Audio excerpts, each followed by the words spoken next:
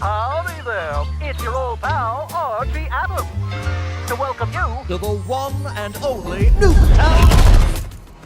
What's crack-lackin'? It has officially been a week since the release of Call of Duty Black Ops 6, and it has been pretty great. The campaign is awesome, the multiplayer is great, and the zombies, oh, it is flipping amazing. I and many of my buddies have been grinding out camos in both multiplayer and zombies. If you've been doing the same, what have you gotten unlocked and what are you working on right now? What prestige and level are you on? I'd love to read how far you've gone through Black Ops 6 in the comments down below. By now, you may have heard that we have something special coming this weekend. Treyarch responded to a post on X that asked, can we please get a double XP and double weapon XP weekend, please? Treyarch simply responded with a thinking emoji, practically allowing us to kind of assume it's, probably gonna come. Boy, oh boy, did they deliver, because they just announced that on November 1st through the 4th, we will be getting double XP, double weapon XP, and double GobbleGum earn rate. I know the zombies community is going to be excited about that last one for sure. I have never seen this, but the amount of support zombies is getting, I'm totally on board for. Keep this coming. Keep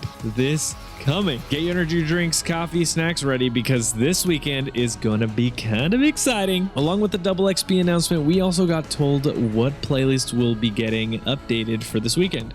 Treyarch said that we will be getting Nuketown 24/7 in featured playlists, Hardcore Nuketown 24/7 in the Hardcore tab, and lastly, they will both be including the Team Deathmatch, Domination, Hardpoint, and lastly, Kill Confirmed in these playlists. If you like any of these, this weekend is going to be a blast. Not only are we seeing that, but seeing the return of Nuketown is going to be pretty exciting. I am ready for us to have it again. This is going to be one hell of a nostalgic trip for me going back into that map. But that announcement coming out on the 29th, I have been impatiently waiting for it to show up. This map is such a classic, and despite the hate I gave it in the past, I am excited to see it make its return. I think it's time I actually try and get a nuke this time.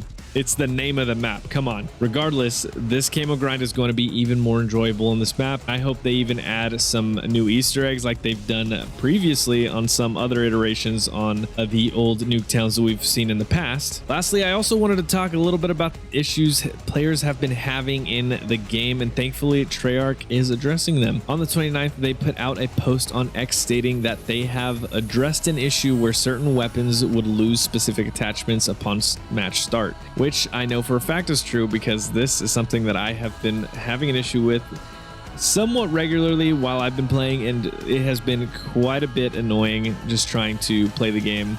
I've had to completely restart my game for this to even function properly at times. But regardless, they also have had server-side stability fixes for multiplayer and zombies. Honestly, I think we needed this just for the sake of the amount of packet loss we seem to get every game. There are times when it does and doesn't affect my frame rate. Regardless, I feel as though I also get somewhat desynced with the servers and feel like it takes more bullets than normal to take down enemies in multiplayer. I think that solving an issue like this will definitely kind of allow this to not be as much of an annoyance for not just me as a streamer or as somebody who streams and makes YouTube videos on it, but just as an enjoyer of playing this game.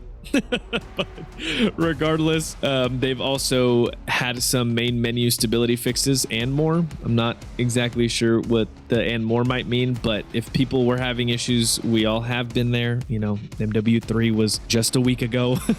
And I think we can all agree that it is indeed a fact that menus just need to be optimized to be a lot more possible, to have a lot more ease of access in general when it comes to accessing the things we want to play. And the more buttons, the more we have to scroll or anything to even reach that just becomes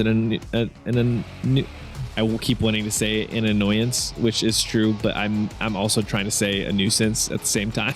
I'm messing up my words, but yes, either way, either one of those, it becomes a nuisance and it is an annoyance. So regardless, any fix that makes this more possible is welcome in my eyes. But to add on, they are currently working on resolving an issue the players are getting with black screens when trying to load into public or private matches for both multiplayer and zombies. Hopefully they get this resolved soon, because I have gotten this issue as well as quite a few of my friends, and it's not just a few times, it's happened to probably one of us at the very least every time we've played together, and slash or a few of us when it comes down to it. One thing that has helped us at least resolve the issue, at least just for a bit, or if not the rest of the night, is just to restart the game. It is annoying, but right now that is all we can really do when it happens until, of course, they resolve the issue. I mean, I hope all this information was helpful and slash or informative to you. What are your thoughts on everything? Have you enjoyed this first week of Black Ops 6 release? Are you excited for Nuketown and Double XP? I know I am. Are you having some of the issues that we just talked about in your game, or maybe even new ones that we haven't seen be talked about much? I'd love to read your responses down below. If you enjoyed this video though, feel free to hit the like button, sub if you want to see more of these cool little updates every now and then, and my name is Ruin, and I'll catch you guys on the flip side.